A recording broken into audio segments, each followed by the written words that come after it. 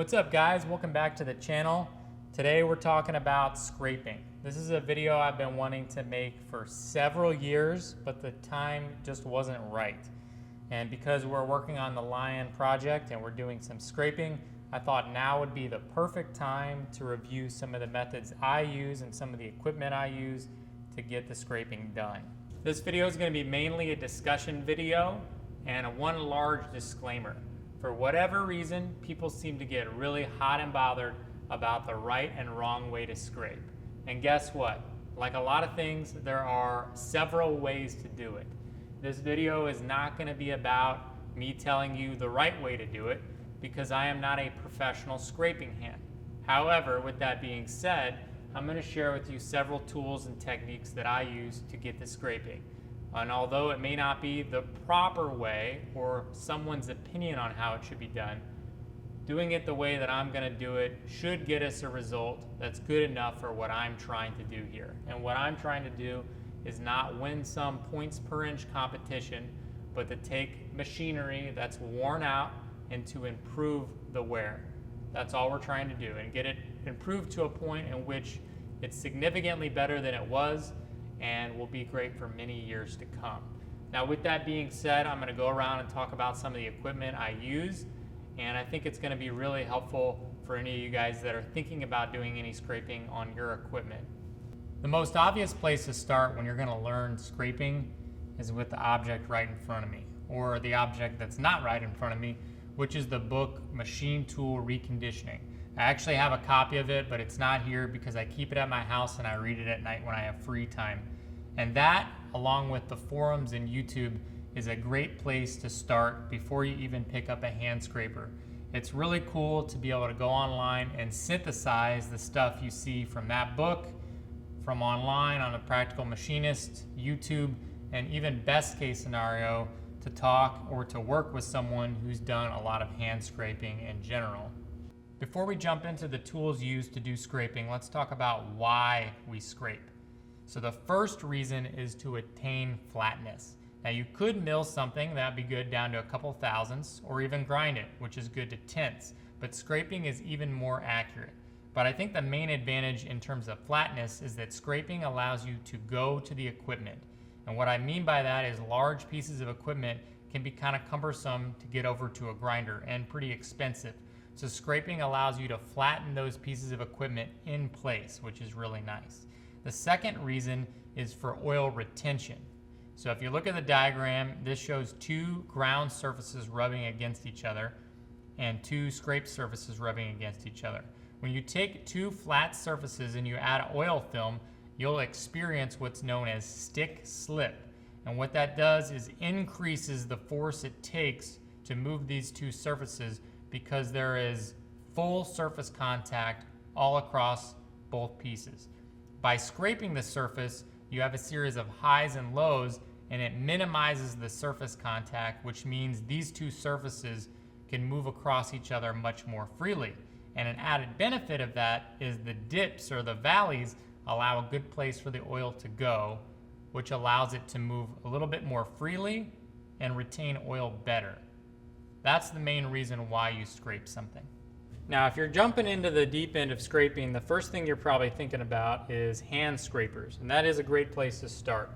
And I've noticed that a lot of people have different type of hand scrapers, and the reason is there's really not one right design. It is what really just works for the individual. But there are some things that do make scrapers similar, and there are some things that seem to be constant among all the hand scrapers that I've seen, or a lot of them. So on the right here is an Anderson Brothers scraper, and that's pretty much what's commercially available, and this one has been modified. So a common theme that I think is a good place to start when it comes to making a scraper is flexibility.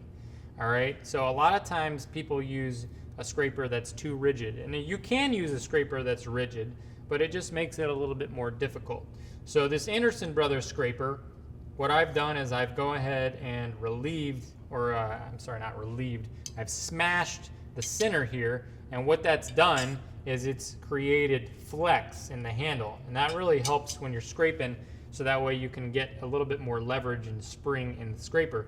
But this scraper is real simple. You can get them on eBay. It's just a shank in the back, and then at the tip it has a spot where you can install a scraper blade. I think originally these were designed for high-speed tools, but later on down the road people put carbide blades, and that's what this has in it, but pretty basic design. These other two scrapers are scrapers that I handmade not that long ago actually, so that I could get into doing some hand scraping. This is just kind of a combination of the designs that I've seen online, but it's what you'd consider like a Biax or a Sandvik style scraper, which means it's just a rigid center section with a spot at the end to hold your scraper blade. So these ones I've actually relieved on the back by milling them out, and that's added some flexibility. You probably can't see it on camera, but these have a decent amount of flex, and then I relieve the center just to give more spring. This one is a little bit longer, and I probably will use it for more roughing, maybe like 2 inches longer, and this one's a little bit shorter, and then I currently have it neck down a little bit narrower at the front, so it's a little bit nicer for getting into tighter spots. And then on the back, see if I can undo this without the right tool here. I put a thread, like it's actually a wood cert. They use it for wood, for putting threads in wood.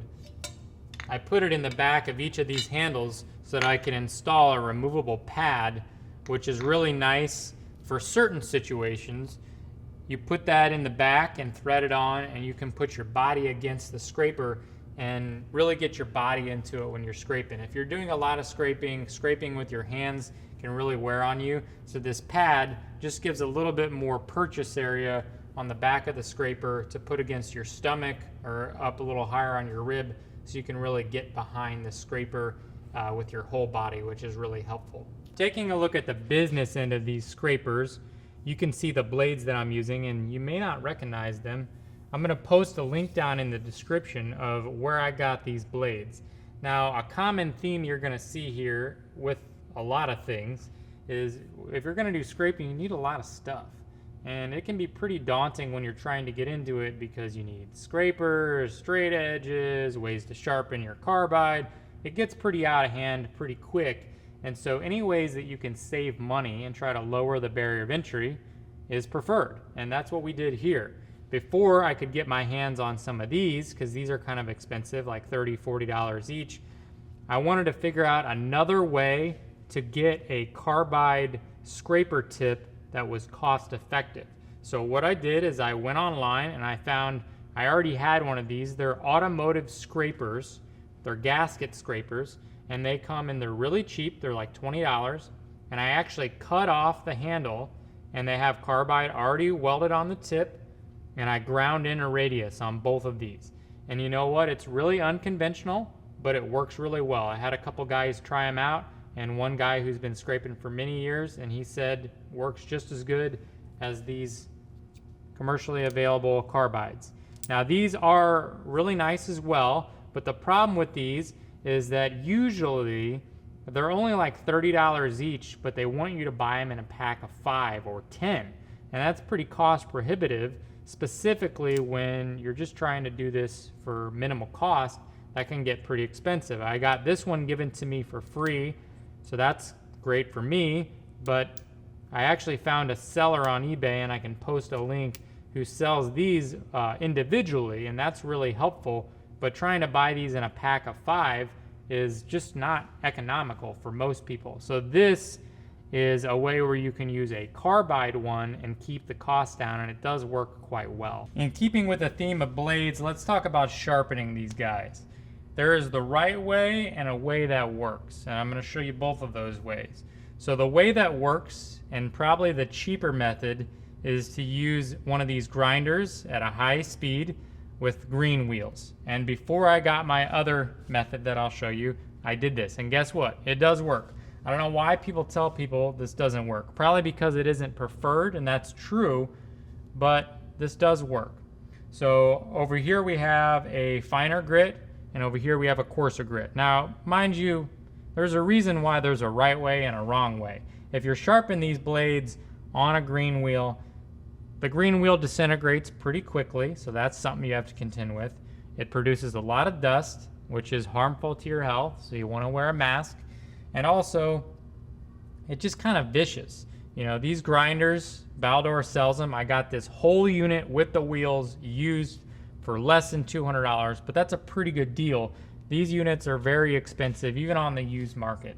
And they're designed for sharpening things with a diamond wheel, and this one has silicon carbide.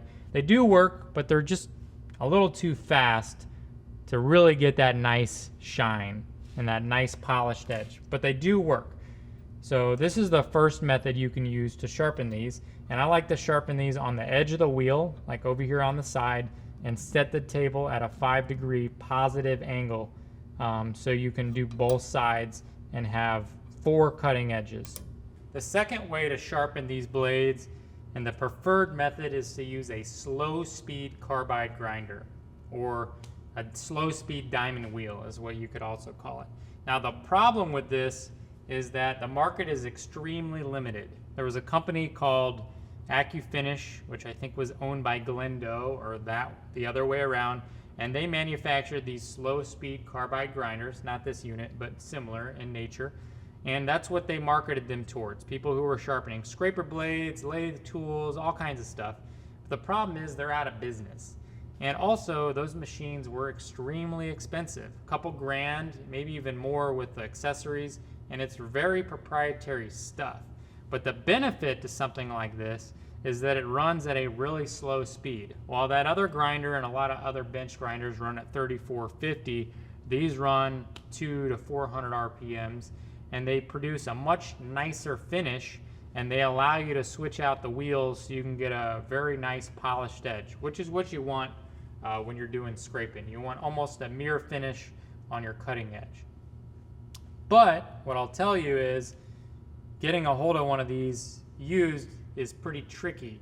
The AccuFinish machines, they don't come up very often, and when they do, they get snatched up. So what I did is I went ahead and made my own slow speed carbide grinder, and I'll put a link up on the video card, and if it's not there, it'll be there because I did shoot a video, so it will be released, so watch out for that. But with this grinder, I can come in here and get my carbide sharpened with the best possible method, which is at a low speed with a diamond wheel. It produces less dust and is much slower, so I can get that nice mirror finish that I want and really dial in the radius. And I can work all the way from an 80 grit all the way up to a 3000 and get exactly what I'm looking for. Now I want to just briefly touch on the radiuses involved when you're scraping. So this is a biax style radius gauge, and this just gives you different numbers to tell you and indicate what radiuses your scraper blades are set to. Now if you don't have one of these, the good news is you don't really need one. Before I got this, what I did is I just took a set of trammel points or a compass and drew a circle on a sheet of paper, and I matched up my blades that way. And these numbers are just numbers in millimeters for the radius of a circle. So for example, 40 would be a 40 millimeter radius, so that's what you set your compass to, and you draw a circle on a sheet of paper, then that should give you that exact same thing, which is really nice. But basically, if you're starting out scraping, 60 millimeter radius is a great place to start. It's good for general roughing, and you can even do some finishing with that. And in general, if the number goes down, you have less surface contact with the scraper blade, and it's better for a finer finish. And then if you go up in number, you have more surface contact with the blade and the surface, and it's generally used for doing something a little bit rougher. So you can start with 60 and do a lot, and that's a good place to start. But just as a general rule, it's good to understand as you go up, you have more roughing, and as you go down, you do more fine finishing. The next thing you're going to need if you're going to be doing scraping is Canode or Pigment or dye. It has several different names. So here's the interesting thing about this is back in the day they used to use lead or a variation of lead. They also used to use a product called lamp black, which they took, I think it was the soot from a lamp, and had like a charcoal base. Some of you guys can correct me in the comments. And they mixed it and created a blackening powder out of it. But the moral of the story is that over time, what people have used for dye or blue or highlighter has changed and developed.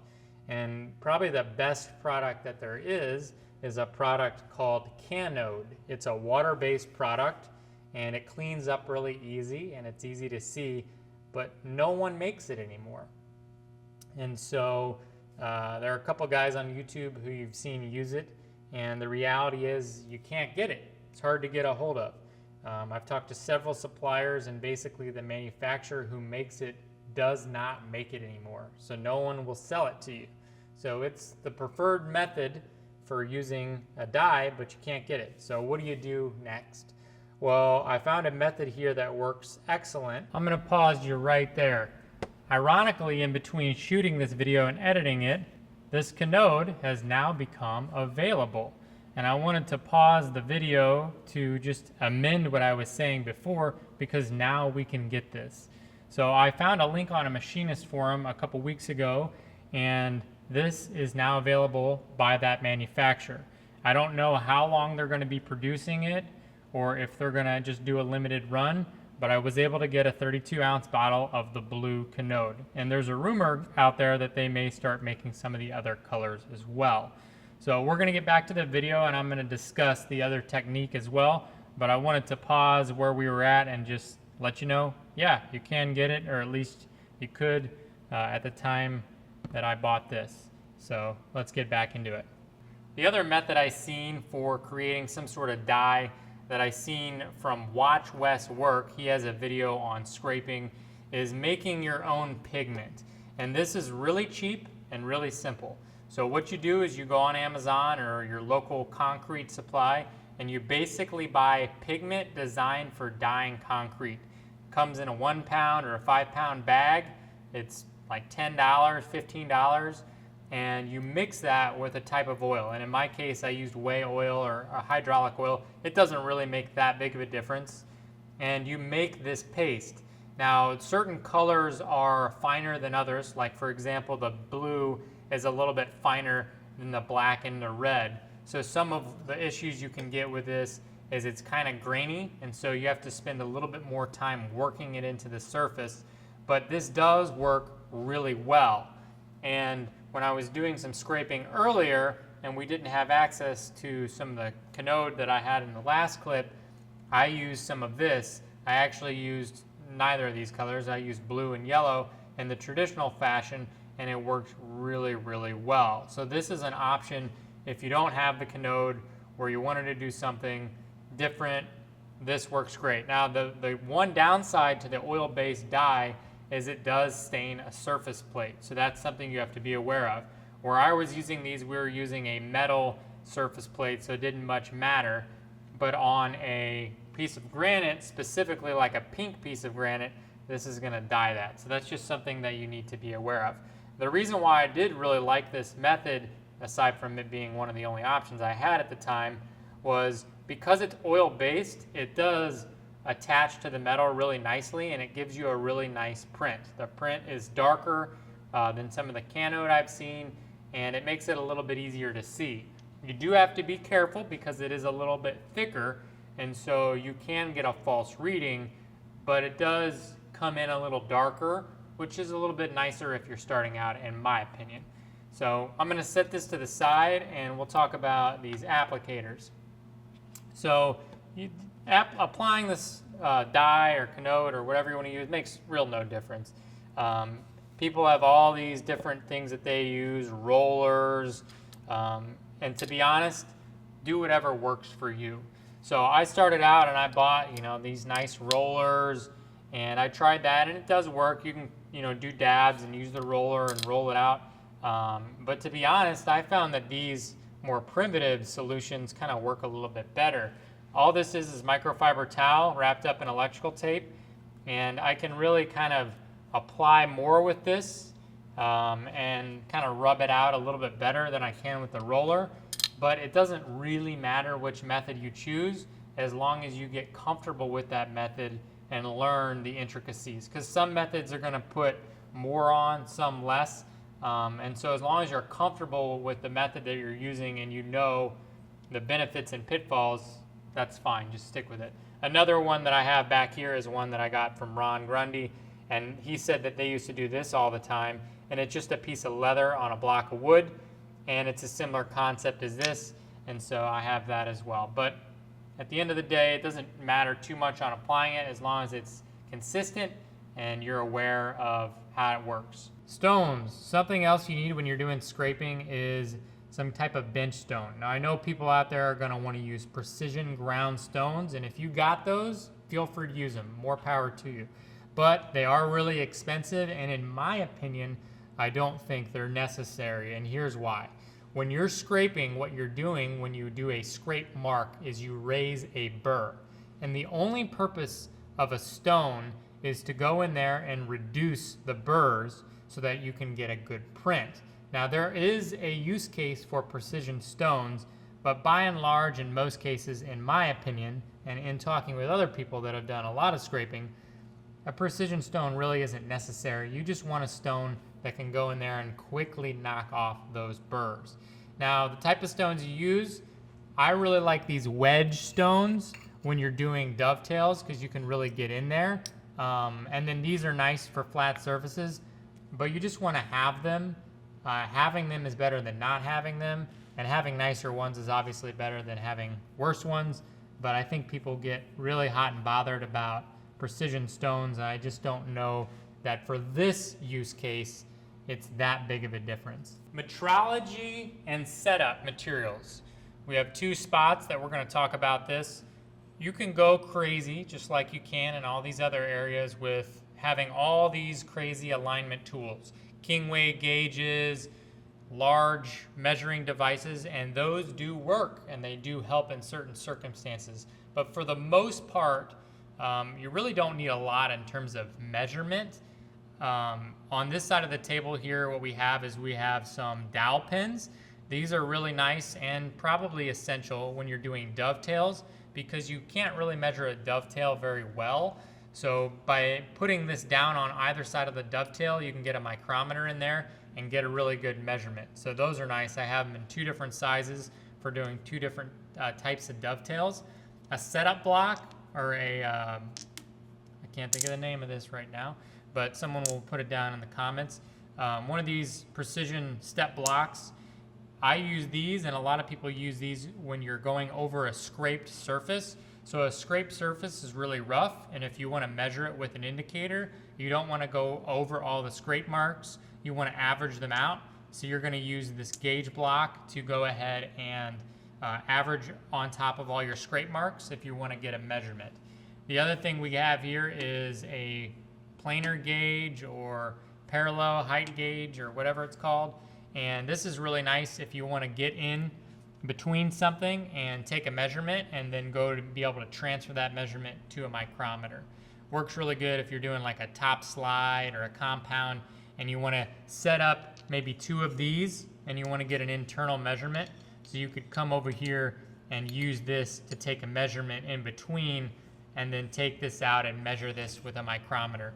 That's not really necessary, but I have it here. Really, I would say one gauge block, a couple pins, and a feeler gauge is nice. The feeler gauge is good for more so roughing when you're starting to do your scraping. If your piece of equipment is really out, before we get crazy with scraping stuff, we'll set a straight edge on there and we'll use a feeler gauge to figure out if we have a huge dip. So it's really nice to have one of these. And then the 1, 2, 3 blocks, nothing really crazy, but when you're doing some scraping on a lathe bed, these just help you if you're doing some sort of setup with a level, and making a jig with these is really nice as well, but they're not entirely necessary. And then moving over to the other side of the table, we have the rest of the measuring stuff. Basically a micrometer, that's gonna be super important, and in this case, I just have the one that fits for the job that I'm doing. But you're gonna want a micrometer. It doesn't need to be the craziest quality because all you're doing is taking comparative measurements so that even if it's off or it's out of spec, it doesn't matter. You're just comparing one measurement to the other. So you're gonna need one of those. And then it's nice to have levels. Is it essential? It depends on what you're doing. But you can do some scraping techniques where you scrape with a level. And so having a precise level is really nice and can be used in lieu of a Kingway gauge in some situations. This is actually, I think what is it, a 199? It's like a Master Precision, and I actually went and scraped the bottom. So this is the print just that I left on there. But so these are really nice to have as well. And then I have a little 8-inch here. These aren't quite as precise, but they're really nice for getting something dialed in quick. And my vial was broken, so I have a brand new vial here I've yet to put on it. So let's move on to talking about the straight edges. All right, I have a wide shot here so you can see our camelback in the back, and in front you can see our prism straight edge. So one thing that is absolutely essential when you're scraping is you gotta have a reference point. So most obviously we have our reference point here as our surface plate, and you 100% need some sort of reference point. You can kind of get by without a surface plate if you have a pre-scraped straight edge that you can reference off of, but ideally you're going to want to have a surface plate so that you can go and check your straight edges and make sure that everything you're doing is within spec. A quick note on this surface plate, so I have a Starrett pink 24 by 18. It's really nice. It's the grade B. I think I paid $150 for it. Works great. The small surface plates are really nice, but because I'm working on larger equipment, I wanted a larger surface plate, so we got this one. It is, let's see, Stan Ridge. So I don't even recognize the brand name. It's like 20 years old, but it is a grade A. And when it was brought into the facility, someone came out and they inspected it and they adjusted it and certified it as a grade A plate. So I think it may have actually been a lower grade and they brought it up to a grade A. I talked to the owner of the facility and he said that this surface plate has had minimal use. So technically what would need to happen is when I moved it into my shop and got it set up, I would need to get this recertified, but it's going to be way better than the plate that I had, and it will probably be more than sufficient enough as it sits. So that's the surface plate. Now, the actual straight edges, I got this Camelback straight edge for 125 bucks, and the whole bottom side was rusted. It was scraped, but someone had it in the wood case, and it was sitting on the floor, and so the whole bottom side was rusted. And I did go and take some Evapo-Rust and clean the bottom, and it looks really nice, but it does need to be scraped in. The problem with a lot of large straight edges is they're only as useful as your largest plate. So I've had this straight edge for 3 years, but I couldn't do anything with it because I didn't have a plate to check it. Now that we have this plate, I can check it and get it scraped in. So as of right now, it's of real no use, but in the future, if I need it, and I will, once we go to do the shaper, I will have it and I'll be able to check it and scrape it in on this plate. Now moving to the front of the table here, we have our prism straight edge. Now I was able to purchase this on eBay, and it is already scraped in and it is already accurate. It was cast and scraped by the owner, and the owner ran a scraping business on the East Coast. It's a very nice gentleman. His name is actually stamped in the back. And so I was able to purchase this. I think I paid $300 for it, and it's perfect for the Lion lathe because I needed a straight edge that had an angled face and also had a wide base because I have a 2 3/4 base over there. So in this case, for the Lion project, this straight edge is what I'm going to be using to scrape in that cross slide. Now it is a little big, but I'm going to keep it long because it's actually the size perfect for the shaper as well. So when it comes to straight edges, this is what I will say. It's really nice to get a cool looking Camelback. Everyone wants them, they look cool, but the reality is you don't need that. So if you can get a good deal on a Camelback, that's great, but even a really nice Camelback like this Brown and Sharp is limited because it's only one plane. The Prism one that I have in the front is much more versatile because not only does it have a flat plane, but it has an angled plane for scraping and a dovetail. So if you were going to lean towards getting one over the other, I would suggest the Prism over the Camelback. And if you really want to save money, the best option is to go and buy a piece of Durabar and machine it and scrape it in. I don't remember what the exact cost is, but I got a quote, and getting a 30-inch piece of Durabar that was in similar size to this is about $100. Now, the Durabar facility in Illinois does have a $200 minimum, so you got to be aware of that. But getting Durabar and making your own straight edges makes a lot of sense in terms of cost and in terms of job, and that is what a lot of professional scrapers do, because frankly, a lot of these commercially available straight edges, they have limitations. Like neither of these straight edges that I have will work on the blue lathe because they're too big, right? So these are general and they work on most things, but there are limitations. So being able to use a Durabar piece that you make specific to a project can be very helpful. So that's something that you want to be aware of. But having your straight edge scraped in and be a known good surface is very important. Regardless of what it looks like, that is the takeaway, is make sure whatever your straight edge is, you can check it on a master or you have gotten it from someone who has checked it, and you work off of that. So that is very important. Over here in the corner, we have some bonus items that aren't 100% necessary but are nice to have. The first one here is the edge of a surface plate or a square that has broken off, and what would basically be garbage actually has a lot of value. So I got this from Ron Grundy, and the benefit in this is it's a known square surface. So if you're going to do any alignment with like scraping in a lathe carriage, you can set this on there and get a really nice 90-degree reference. Now they make these and they are very expensive, but I got this for free because it looks terrible, but it works. So that's that.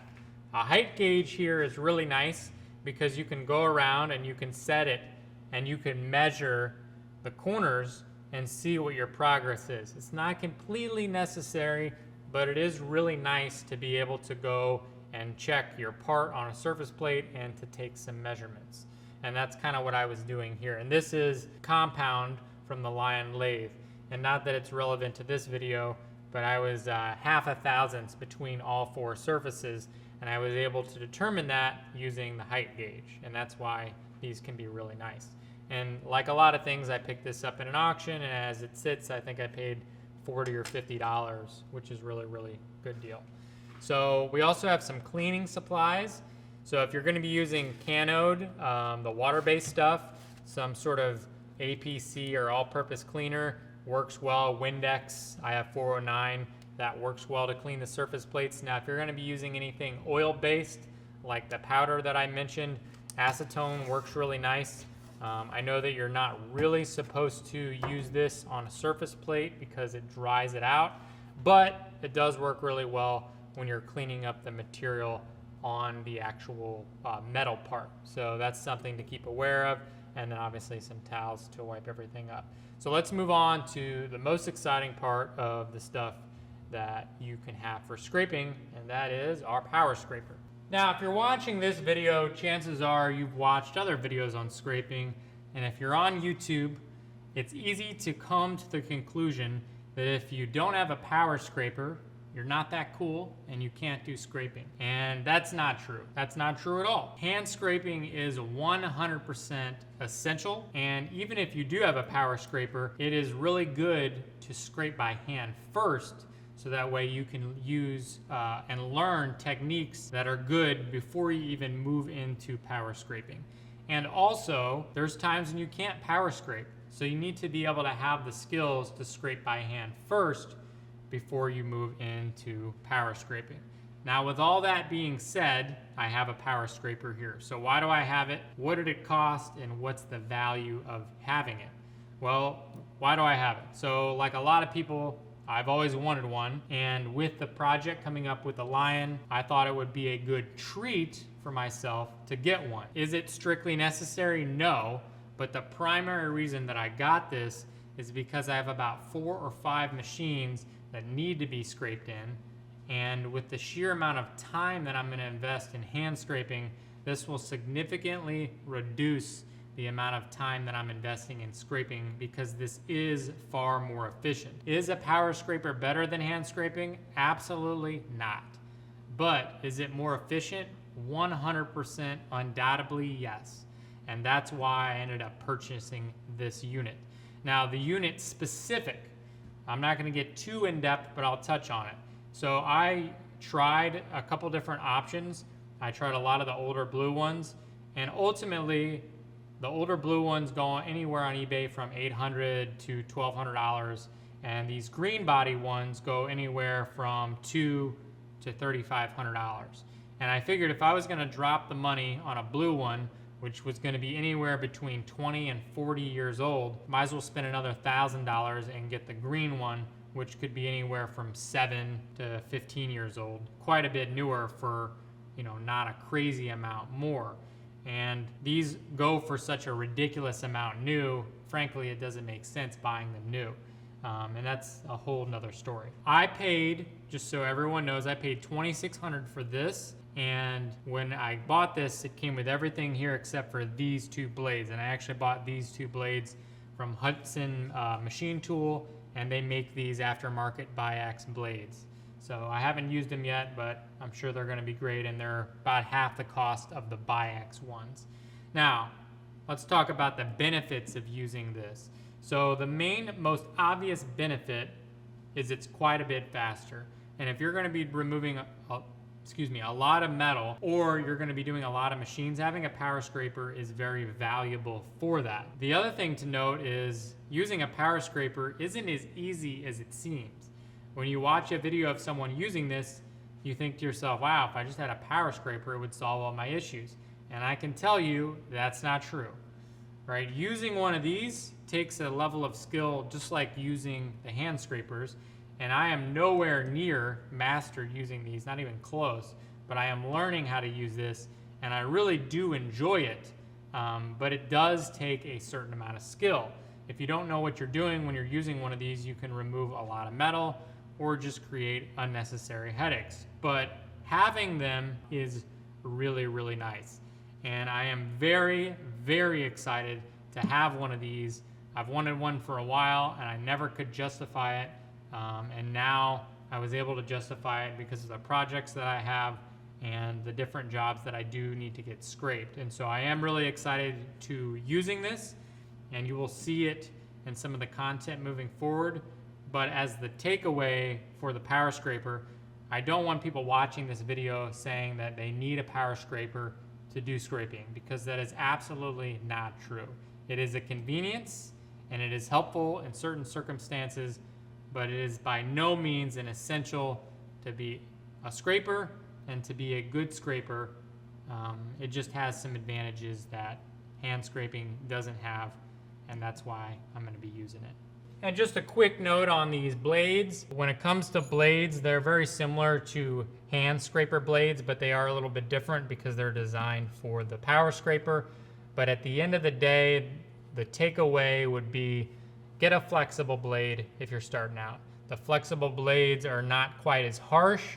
When you're using a power scraper, it can be very jarring and have a lot of vibration, and the flexible blades are easier to learn on, and they just make using a power scraper a little bit easier. I have the two flexible blades that I bought here. I'm getting two more, one that's a little bit bigger and one that's a little bit smaller, like this. And getting the blades that are longer is also very helpful because it just adds to your reach and your flexibility. So we have the long blades over here. These hold a normal carbide insert, which is nice. And then this is actually for a flaker. So these two came with it, but they're for flakers. And then these are just stubbier blades, and these get into a tighter spot, and these are good for roughing because they have a nice wide radius. Well guys, I hope you enjoyed this video on an introduction to scraping. Now this video doesn't contain any actual scraping, but trust me, there's gonna be plenty of scraping to come, and I'm sure we'll be tired of watching scraping videos. The point of this was just to go over the equipment that I use and some things that I thought were pertinent. mostly focused on anyone that's thinking about getting into scraping and what equipment is needed and what isn't needed.